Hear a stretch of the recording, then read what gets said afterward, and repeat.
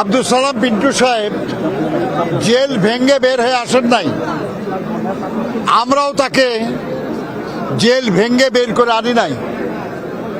আদালত নির্দোষ ঘোষণা করেছে। সালাম পিন্টু যিনি জেলখানা থাকেন নাই, যিনি তার অত্যন্ত প্রিয়তমা কন্যার বিয়ে হয়েছে সেখানেও আসতে পারেন নাই, সেই আব্দুল সালাম পিন্টু আজকে আমার সেই 17টি বছর আমাকে ফিরিয়ে দাও, পারবে তারা দিতে?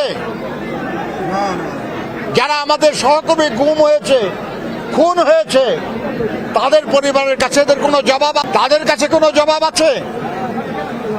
আর এর কোনো জবাব না দিয়ে জনগণের সামনে আসার কোনো অধিকার তাদের নাই।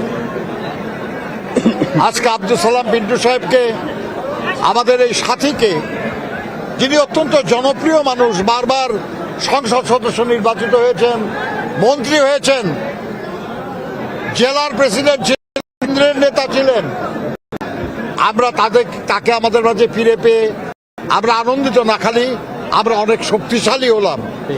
তার মতো একজন নেতা, যিনি মাওলানা ভাসানের সঙ্গে কাজ করেছেন, এমন একজন নেতার উপস্থিতি বিএনপিকে আরো শক্তিশালী করবে।